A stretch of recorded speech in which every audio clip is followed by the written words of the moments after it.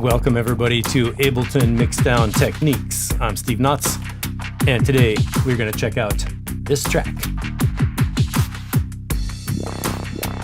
So what are we doing here? This is a track at 80 BPM. I'm going to pop into full screen. It's called Kitties Like House Plants, which is a little bit of lyrics that I put in there yesterday just to have something to dub down in lyrics. Yeah, I said dub down for the session view mix. But before we do session view dub mixing, let's get the mix itself in shape. We're going to listen to the track for a second first, get tuned in. While I open a seltzer.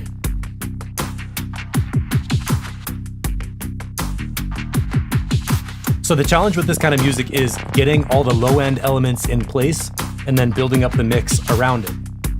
First thing I'm going to show you of how I approach a mix are a couple of key commands. Let's take key X, which is available right now. Nothing else on X. I'm going to put X on all my returns. So I can turn those off, get them out of the way. We're going to use reverbs and delay in a little bit, but not yet. And now look at these channels labeled buses over here. Low bus, drum bus, instrument bus, vocal bus. When I turn these off, everything in the track is muted. Everything in the song is muted. I've got groups set up so I can hear what I want and get my hands on what I want at the time I want. And these make it even more easy to mix your elements because you can isolate what you're hearing, make a mix of just those sounds, and then bring it back into the full master channel mix. Over on the master, first thing you can do is copy these settings in the master spectrum, 16384, everything down in the spectrum plugin. I use spectrum all the time. It really helps to see the sounds. And I even map a keyboard key onto the spectrum on the master channel so I can hit that one key and bring up elements of the mix to see them. For example, run through the low end elements. There's what our kick drum looks like. The big solo bump kick. Here's our sub bass line. You can put your mouse on the spectrum line, read down there. What do we got? 30 hertz, 50 hertz. This growl bass on track 3, watch this. A lot of mid-range, but when it comes back, dramatic pause. All right, that's peaking around 100 hertz, not an accident. I wanted it to be around that frequency to make room for the sub bass below it. And then the thumps, or the faster kicks, are a nice big mid-range kick drum. It's not going too far below 65 hertz. Again, that's on purpose because I want these to fit together.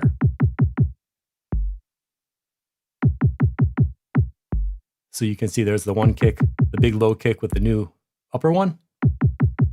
And when I bring in the sub bass on the spectrum line, of course, mixing is not a visual art, it's an audio art. But on the spectrum, I want to be able to see the different elements at the low end, identify which frequency each element is happening at, and then use that information to pull together a low end mix where I can hear everything, it's all loud, nothing's conflicting, it's not a big muddy mess, and it all works together. So that's all coming together into the low bus. First activity I wanted you to do is copy the master channel spectrum analyzer settings so you can read your frequencies in the spectrum. Second activity is set up this low bus. This is a new audio track set to no input. To make a low bus, I'm just going to do it so you understand. Command T, create a new audio track. Audio inputs set to no input. Take your sounds, route them to that location, and press on the monitor switch. And then you get a bus. You can route as many tracks as you want to into that bus group. So create a new track, set the audio to no input, and then assign other tracks to go to it. That's how you create a bus group so you can hear your low end elements. And we've got our returns off with the X key. This is getting set up for mixing your low end. So before we do that, let's just identify how we separated all the other groups. So the drum bus, again, I made a new audio track. I set it to no input.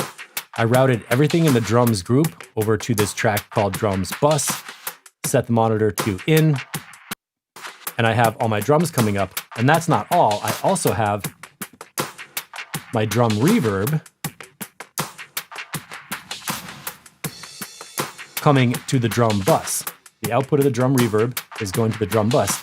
This lets me mix all my drums and my reverbs as one stereo submix to get them all sounding really good. And if I have another drum rack or another, Congo loop or something that I want to put in there, I can make another whole drum track like this, route it over to the bus, and get all my percussion in one place in a stereo submix, so I can adjust the stereo field, the EQing, the compression for the percussion, and get it all working. You can see on the drum bus right here, I just have one compressor. On the drum track group, I have a glue compressor and EQ to get this drum sound sounding good with the drum reverb coming in. Next bus group is instrument bus. It sounds like I have not fired off a scene with all those, so let's play the mix session scene.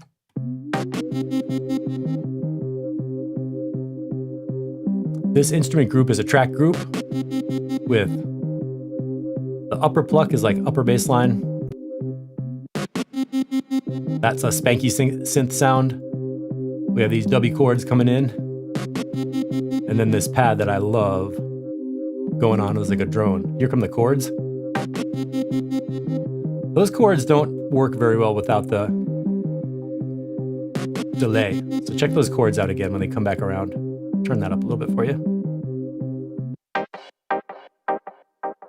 Okay, so return C, going to the instrument bus, is a really important part of that chord sound. This is my mid-range group. There's a melody also. Let's put that in. And the idea for this group is you want to hear every sound that's in the instrument group. You want to feel a stereo width, and then have every sound coming in its own frequency range so they're not overlapping and conflicting. That's basically happening where the melodies are up in the high frequencies. The synth pad is in the mid-range. Track 19 has some high frequencies. And then the piano chords on track 20 are kind of a bright sound that pops in loud, and then it doesn't happen very often. So track 20 and 19 kind of conflict, but they don't happen at the same time. When you have two sounds that are in the similar frequency range, a solution for that problem is to pan them in opposite directions or don't put them in at the same time. And since this piano is off to the left a little, I think I'm going to put track 19 to the right a little. That way we hear the piano chords on one side, that buzzy synth on the other side. They're in a similar frequency range, kind of brighter upper mid-range, but they're not fighting against each other. Now I can listen with the pads, ask the question, do I hear the pads? Do I hear the synth? Do I hear the keys? And then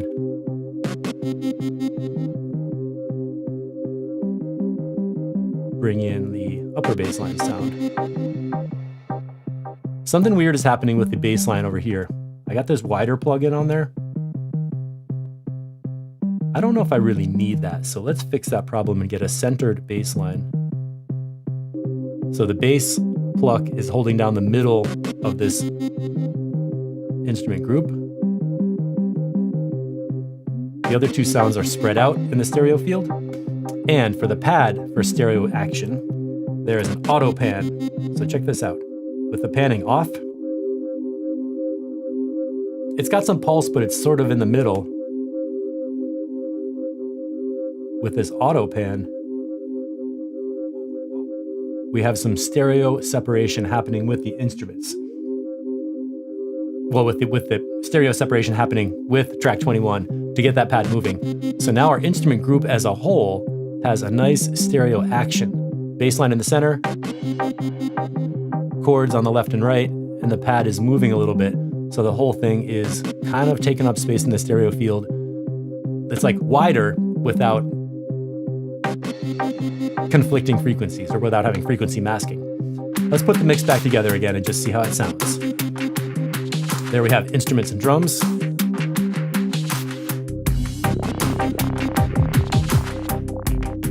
Let me check again at the main channel. Our gain is nice and low. We have still 7-8 dB of headroom. So let's talk about building this mix up from the bottom. This is going to be a little gain staging lesson. The first thing we're going to look at is the low frequencies. And I want to end up with a balanced mix that I can turn up loud during mastering. I'm not trying to make the mix loud right now. I want to make it balanced right now, so later on I can turn it up in the mastering phase and get a loud track. So I'm working it with only the low end tracks. Notice the low bus is, let's make this obvious, the low bus is going to be purple. All the tracks going into the low bus are going to be purple, so that I know these purple tracks are going onto this bus. Now let's check our levels. Starting off with the kick drum. Bass takes up more space in the mix. Write this down. Bass takes up more than... Bass takes up the most space in the mix. So when you're mixing, put your low end elements up first to make sure your mix has space for everything else. Bass takes up the most space in the mix. That's what you can remember forever. And say hi in the chat when you get here. The first thing I'm doing is I got my kick drum coming up at about minus 12 dB on the kick drum track. When I look at the low bus where the kick is piped over, that bus is peaking minus 17 or something. The point is, at the master channel, I want to have a ton of headroom. So when that kick drum hits, I'm clicking the peak reset meter. It says minus 17 dB. That is tons of headroom. If you can't see these meters, here's an action you can do. Go above the mix window till you get the little pointer arrow and drag it up until you can see. The first box is track volume, and the second box is peak level, which is kind of like a pill-shaped little rounded box. When you click that one, it will reset the meter so you can read the level. I'm not sure if you can see my mouse on the screen from OBS, but that's where I'm clicking right here. So the goal here is get the kick drum channel, track 1, set this output volume slider so that your master channel has at least 12 dB of headroom. Let's do that right now and bring this up until it's reading 12 over there. Minus 13, here's minus 6, so let's say minus 5 dB on the kick drum channel. Now the main channel is saying minus 12. Okay. Now we're going to bring in the next drum element.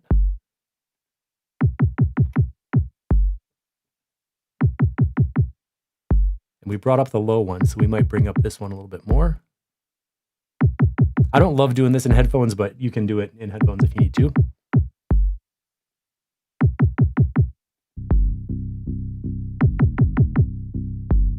So we're trying to get a balanced mix between the low kick drum, the bass line, and the second kick drums. Now let's take the growl bass when it comes up.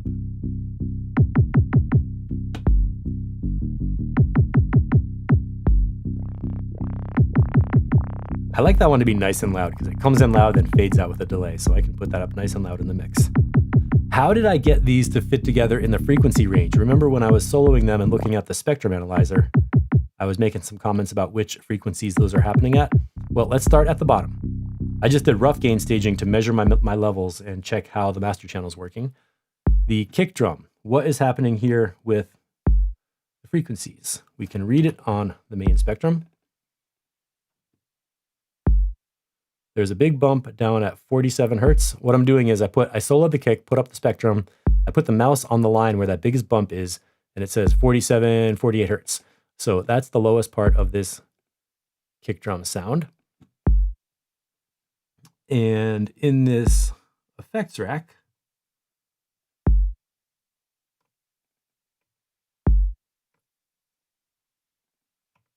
no, I did not even do EQing in there. I think I just left that kick drum alone. Good. Oh, that's what I did. I took out the high frequencies. Mute the highs on EQ3 so that the kick is just coming through. Okay, so that we're identifying that the first main kick drum is peaking around 48 hertz.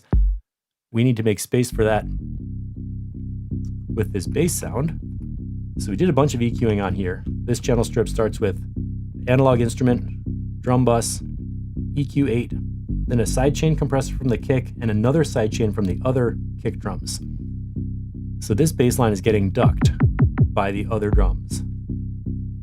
Let's see if we can hear that.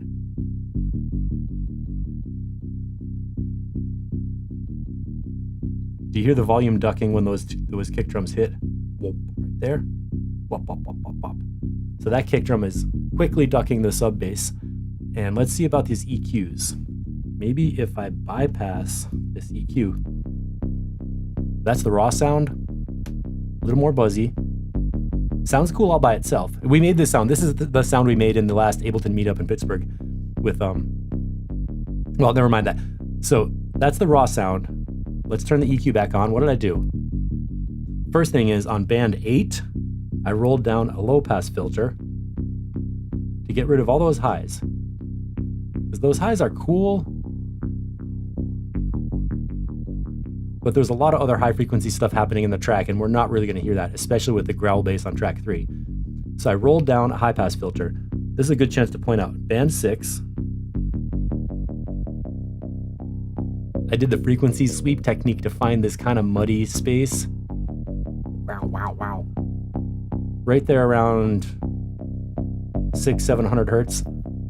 Again, it kind of sounds interesting when you're moving the filter around or EQing it actively, but there's a lot of other stuff in the track happening in that mid-range. So I dipped out a big, wide band around 700 to give this sub bass a hollow, deep sound and get rid of those highs that would be taking up space from another instrument. And then I can roll down the low pass filter and even make it darker. If you don't know what to EQ out of your bass line, here's a tip. Put in a low pass filter and just roll it all the way down until you get like nothing. Then slowly bring it back up and ask the question, where can I stop to just get a sub? If you have your low pass filter down at 100 hertz, and that sounds right, then okay. I like a little more body in mid-range. So I'm going to bring my low pass filter down to like 300, something like that, and leave that there. And you might be wondering, what are these other notches? I got a notch here at 170. I don't know if you're going to hear this on your phone on YouTube or on the screen, but when I had my sub on, this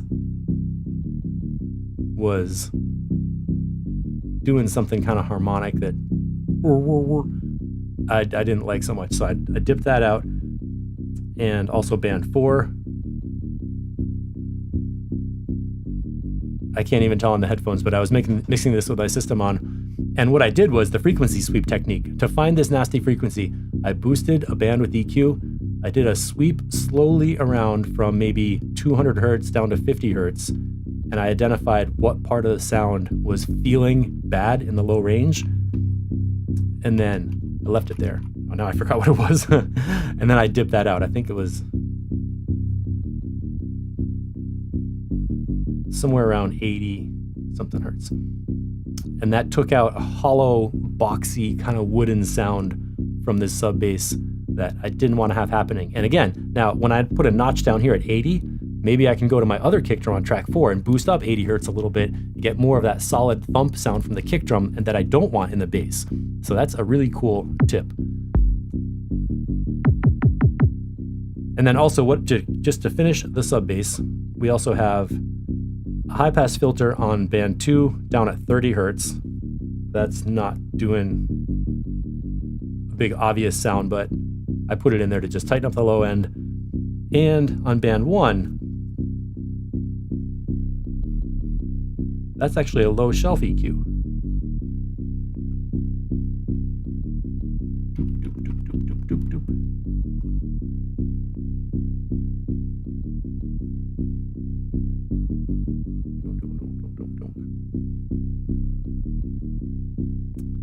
And again, I'm having a hard time hearing this on headphones, but when the subwoofer is on in the studio, you can really feel the difference at the low end. So that's why I did those decisions. Let's go to the track 4 thumps and see if we can maybe boost up a little bit of 80 hertz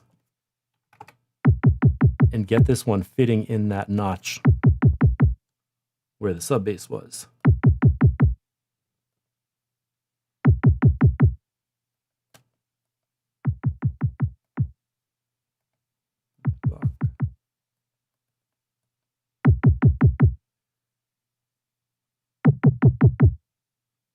Adding some resonance, doing a little filter sweep.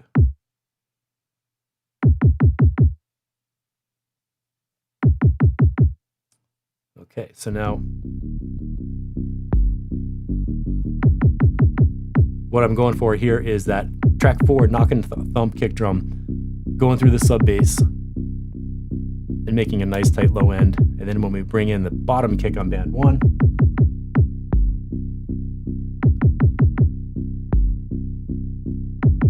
that's a cool low end. And be aware that we are mixing into a drum bus plugin. which is doing a little bit of magic on the mix. Last element.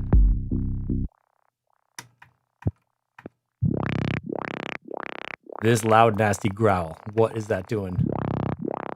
Let's go to track 3 and ask the question, what kind of processing does it take to get that sound? Here is the Polyverse Wider plugin. This is one of the only plugins I use that's not an Ableton plugin. I really like what it does to the sound. I'm going to bypass and just show you the frequency tools I have here. So there's the high pass filter. Let's take that off. Bypass the high pass and hear the natural bass sound. Let's bypass this EQ8. This auto filter has an LFO active, which makes it part of the sound design, not part of the mixing. And then we've got a delay, which I love. Now you can see the sound is a little off in the stereo field because I did some stereo manipulation. Also, if you're curious, I have a tuner on there. It's playing the note C, which is around 65 hertz. Let's check out the master spectrum again. Now look at that line. That has a bump down at the note C at 32 hertz or 33, a bump at the note C about 65 hertz. I bet there's another one at 130.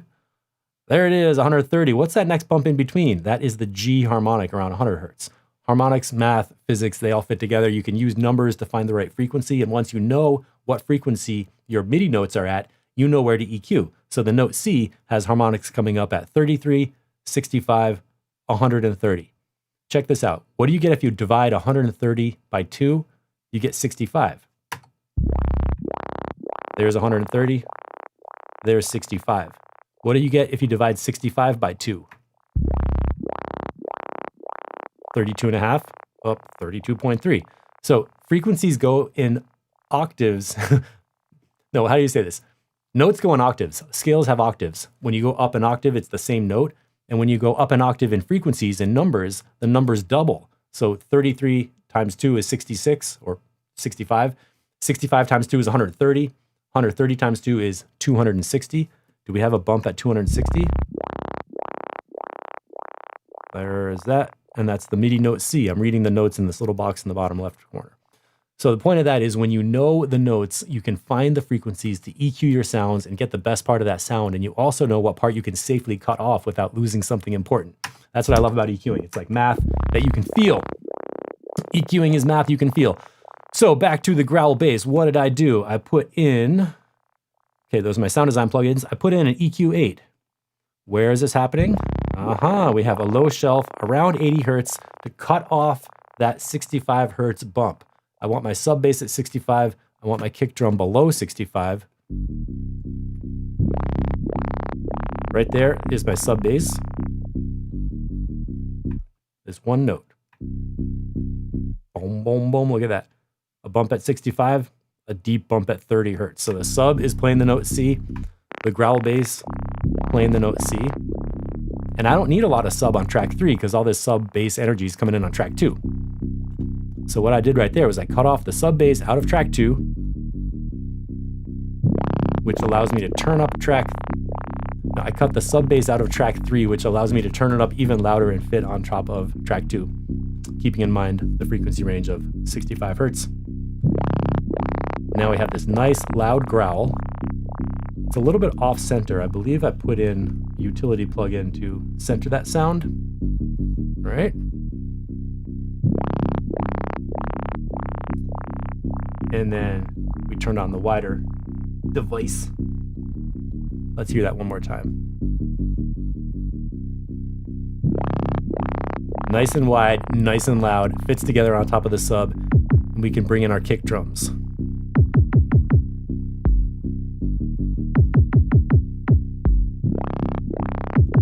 Now we can just go over to track 4, to our low bus with all these 4 elements coming in to our low bus group. I'm gonna hit the compressor on the drum bus. Watch out. Got a little bit of damping to take down the highs off of that group. Down to about 1K, 1.5.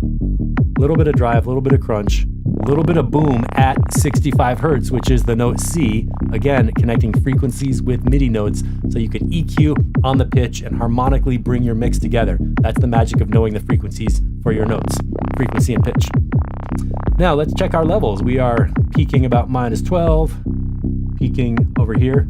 So now with all our 4 low-end bass elements together, we still have 12 dB of headroom at the master channel to build up the mix. Let's bring in our drum group.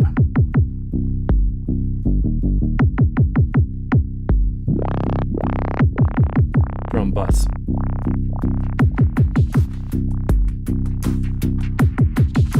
It's 12:25. I want to keep this tutorial short enough that you can actually learn from it and do it. So today we looked at low-end mixing with the bass elements of 2 kick drums, a sub-bass line, and a bass growl synth. We talked about the frequency range of each sound, how to identify the frequency of the MIDI notes, how to use EQs and filters to pull out, well, to cut out the stuff you don't need, and then boost up the stuff that you want. Cut before you boost. Always identify the frequencies you can remove first, and remove them with filters and EQ cuts. Then you can boost up the volume of the sound. And check this out. If you do good EQ cuts, you don't even need to boost with EQs for specific frequencies. You can just raise the volume of the whole sound. When you do the right EQ cuts, all you have to do after that is turn up the sound louder, and you get more of everything you like. Okay, let's fade up the instruments. I got the drums up and the lows. I'm gonna reset the peak meter on the main channel. This track already sounds cool with just a bass line and beats. Honestly, the instruments are kind of just a little bit of extra sparkle. Here's a trick. When you're fading a group in, ask yourself, what's the first sound you hear? I hear the synth pads right away, which means it could mean that nothing else is playing at the moment, or it could mean the synth pad is a little too loud. So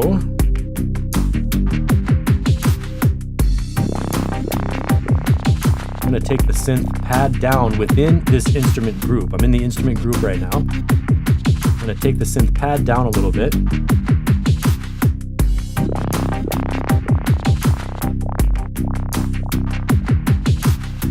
And just for fun, let's mute the bass line and make sure that we're hearing the instrument bass line.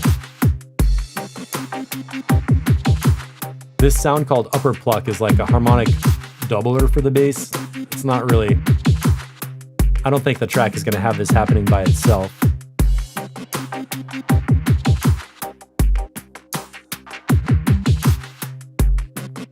So the point of this one is to kind of boost the sub bass.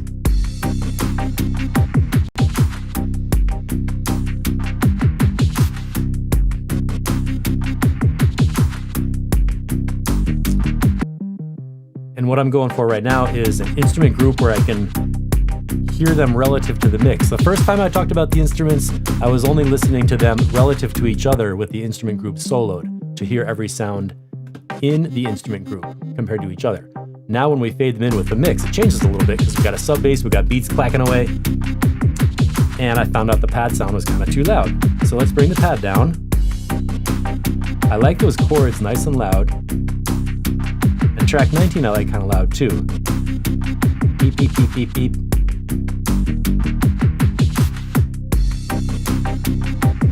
Now I can fade the pad back up.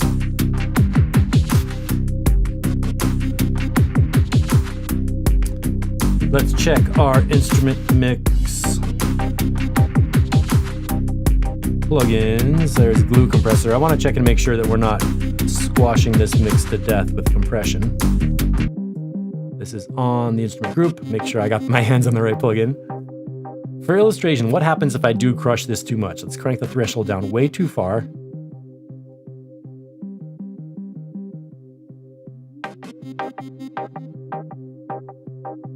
Now that is squashed so hard that, you can hear it, but the dynamics are gone. I want to have a little bit of the pulse, from that synth pad going whoa, whoa, whoa. So I'm gonna go for like less than 5 dB of gain reduction. Nice slow attack time. Auto release works really well in glue compressor, so I'm gonna leave that on. Notice it's catching that spike from the chords, which is cool. It's taming that down a little bit. And I can bring in some makeup gain. Let's turn on the soft clipper and drive up the level a little bit just hear if that sounds good.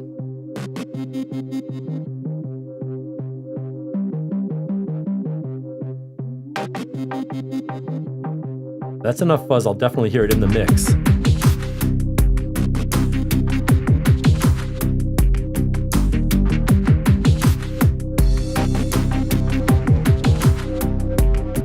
That's what I would call too much clipping. I like just a little bit though. All right. And how is our master channel level? Now we have still a good 7 dB of headroom, plenty of space for mastering. I can hear the lows, I can hear the kick drums and the sub bass separately. I can hear the different elements in the instrument group. Let's turn on our other effects. Get our drum reverb happening. And now I'm going to introduce the vocals. It's 12:30. Okay, I'm going to try and keep this a little bit short so you get some mix tips you can use. Growing like a weed. Kitties like house plants, with all the pretty green. It's a poem about cats and houseplants. Little saturation, kind of a cheap mic, getting rid of a lot of noise, gate, EQ, notches, compression, drum bus, another gate, sight chaining for the high frequencies at 7.6.1K. And let me give you a little preview of what we're going to do in the live mix session, I think on Friday. I mapped 2 more controls. One is a control for the delay.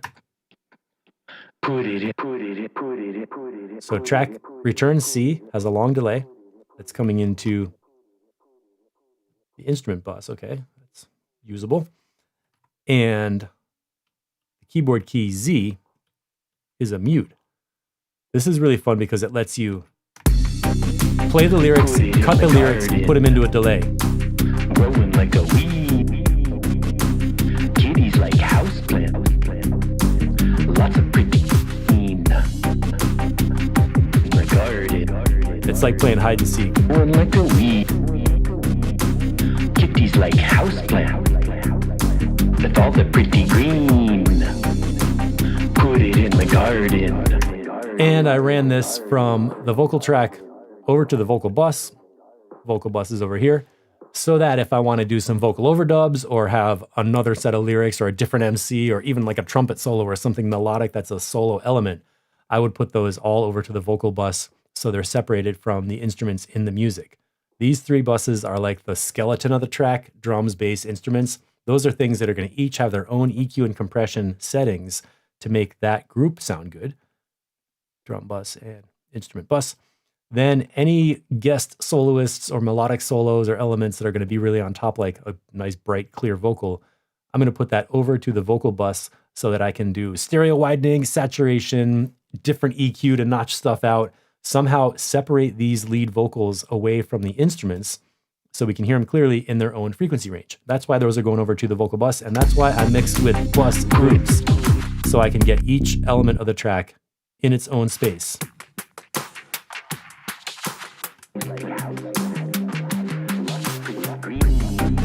And there's my low end. Our whole mix has growing like a weed.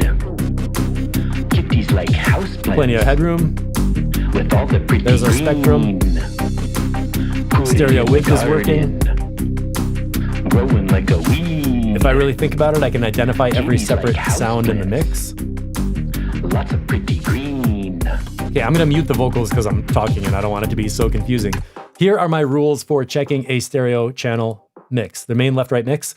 Question number 1, do you have headroom? So you reset the peak meter and see if you have headroom in the mix. That's the number 1 rule to do. Rule number 2, can I hear every sound in the track? That simply relates to the volume levels. If you can't hear a sound, obviously turn it up. Most likely what's going to happen is you'll have a problem turning everything up and you got to turn everything back down. So in order to avoid that problem, start by building your low-end foundation first, which I do by measuring the kick drum and the sub bass to get approximately 12 dB of headroom available at the master channel. If you have your kick and sub nice and balanced in the track and you have headroom at the master, don't touch the kick drum anymore. You might find a moment where you want more kick drum. If you recognize that, then stop and say, if I want more kick drum, I'm going to bring down something else. I'm not going to jack up the kick drum because then you get into this race of like pulling one up, pulling one up, and pulling one up. Then you run out of headroom and your mix sounds squashed and crappy. A lot of people try to solve that problem by putting heavy compression and limiters on the master channel, but that's the wrong way to fix it because then you're going to kill the dynamics in your rhythm. So self-discipline, set your kick and sub to work around minus 12 dB and then build up the rest of the mix around it. Ooh, track 3 was muted. Rules for my master channel submix. Number 1, do I have headroom? Number 2, can I hear every sound in the mix? Number 3, is there stereo width in the mix? That means, are the sounds separated in the stereo field? We did that in the subgroup level with the instruments, for example, by panning similar sounds in opposite directions. Also in the drums, which I didn't do in detail, but there was a lot of space to pan similar sounds in the drum group.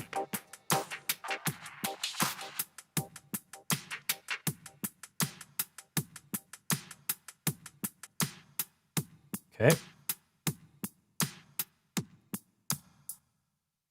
These two loops are similar.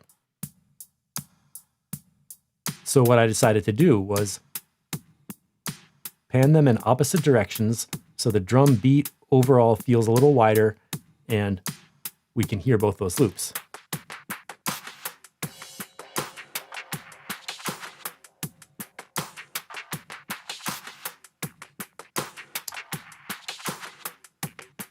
There we go. And checking for phase problems. So I have do I have a utility plugin on here? I don't. What else do we need on the master channel? Let's bring in utility, check the mix in mono, and there's a Max for Live device called goniometer, which shows you phase. Now, obviously right now, this phase meter is after the utility plugin, so it's going to be 100% in phase. This is a really cool plugin that will tell you if something is out of phase. You want your phase to be +1 or above 0. If it goes to -1, that means something is out of phase. Let's look at the synth pad and see if that one is in phase. Mixing in mono is so much fun. It's a really good way to identify if you can hear every sound in the mix. This is what I thought. See this pad sound, when we look at the phase meter on the master channel, it's dipping negative for short moments. That means it's going out of phase, there's phase cancellation, the volume's gonna be dropping and part of the sound disappears. Normally that would be bad. With a synthesizer, when you want a pulsing feel, this is probably the one example when I want a sound out of phase, a very stereo pad synth that's moving around back and forth. And this phase meter right here shows me that this sound in the mix is out of phase. I'm gonna let it go because I know it's a synth and I want part of that synth to disappear out of the mix. But if we hear that synth in mono,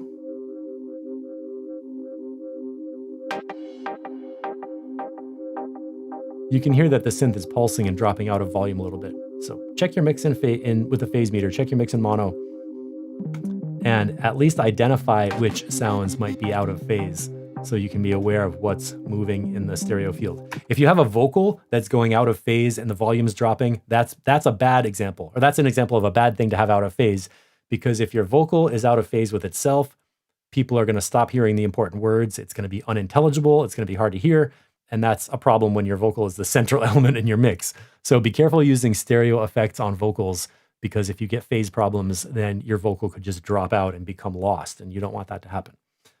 Okay, checking the mix in mono. Checking the mix in mono. Those are the rules. Can I hear every sound? Do we have headroom in the mix? Did we avoid any phase problems? Now we can come out of mono into stereo. I feel the stereo field widen and open up a little bit. And when everything sounds good, maybe take another quick tour through your effects and make sure you can hear your drum reverbs and everything. And at that point, we are basically ready to export a test mix. So I'm gonna finish with my test mix settings to show you what I would normally do for this situation. So I got a glue compressor, simple 2:1 ratio, slow attack, auto release, and I like to turn on the EQ inside glue compressor with the high pass filter setting to 200 Hertz. This means the glue compressor threshold is not gonna react to every low frequency kick drum bump coming through. It's only going to react when it gets a more mid-range sound. It's like you're filtering the input before the compressor, so the compressor only sees the mid-range of the track, so it doesn't get a very like pulsing compression. And gentle compression, way less than 5 dB, maybe just 2 or 3. So my threshold's like -16. Ratio is 2. Now we get to add some makeup gain. Again, I'm reading the master channel headroom, which I can also see with these VUs, or these peak meters after the plugins. In general, with compressors, when you see gain reduction, you can balance it with a similar amount of makeup gain.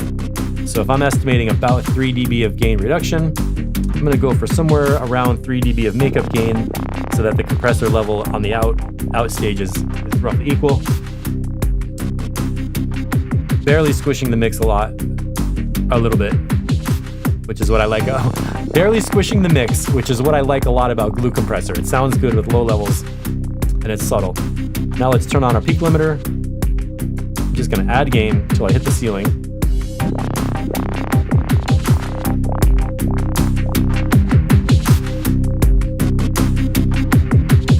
And again, I'm not doing like official mastering right now. I'm just raising the level to make a test mix that I can play in a DJ set and hear the sound design and the song structure of the track.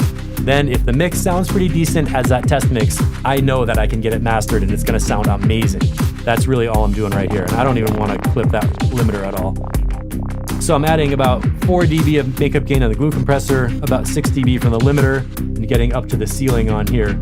Let's just bypass those and check. How many dB of headroom do we have without those devices? 7. Looks like between 7 and 12 dB depending on what sound is coming through which transient. So if I'm adding 3 dB there and 6 dB there, I'm adding 9 dB of makeup gain overall on the mix and using up the headroom that was there before. That's basic rule of thumb of how I would like to get a louder test mix. Make sure that you don't export in mono. And we're done. If you're curious, the last plugin I have here is SonarWorks. This is for room treatment and calibration when I'm playing with my subwoofer or headphones, but I turn that off for the mix so you don't hear that version. And that is it. That's what I do for a quick, rough mix of a track. And I know this took a lot of different phases and steps that you might need to learn one by one, but if you want to learn more about EQing specifically, check the links under this video for my Gumroad store where I have some hands-on lessons on EQing where you can learn things like EQ and filter types to understand which tool to use. Number 2, the frequency sweep technique, which is the main process of finding the right part of the frequency range.